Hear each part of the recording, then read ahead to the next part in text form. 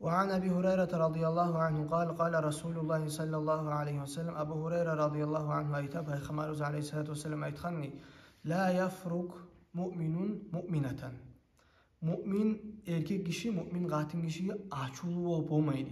Hani bir yerde biz bize anlamaya gerek biz.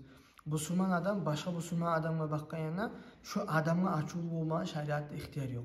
Bizim ihtiyarımız var, sigaret tartan adam var mı? Şu an tartan sigaretini biz açılı olmaya gerek biz. Adam içer mi? Şu içegen içkisine açılı olmaya, adamla özüne açılı olmaya yaramayı. Adamla özüne açılı olmaya yaramayı деген zat ne zattır?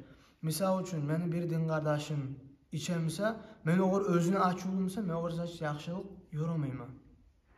Men oğur yaxşılık yorama borçluman. O içemse, tartamsa, başka türlü etemse, men borçluman. Men mümin adamman. Men özüm ne çıksın men cennetke girmege, ne çıksın men özüm Allah'ın rahmetini almaga, özüm talaylı olma ne çıksın. Şokuydu bar bu sürme adamlar sümeyeli men. Ondan nizat anlayız. İçemse de o mümin adam, Allah'a inanan adam. Men onu süyemem. O şeyal benim yüreğimde avurta. Ama tek ben onu içegin içkisini süymeyeyim, şu işini süymeyeyim. Ben Allah'a dua etmem şu içkisini koyan kuyda, şu içkiye açılıman Allah açılı kendi. Şunu anlamaya gerek biz. Şu kuyda mümin erkek kişi, mümin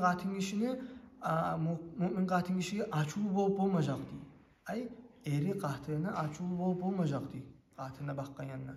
İn kariha minha hulukan radiya minha ahar. Eğer katilinden bir zatını uşatmayımsa, bir kılığını uşatmayımsa, başka kılığı var ki şoğa razı bolagan. Razı bolagan sen uşatagan bir zat var ki ona. Şu zat sayalı sen açılığını tayırmaya gereksen diye. Şu zat sayalı katılın mağrı varalık etmeye gereksen. Yaman kılığında tüzlemeye karama tarıksan ama tek ayırmağa, açılığı olup ya açılığı kudi yaşamaya yaramayı.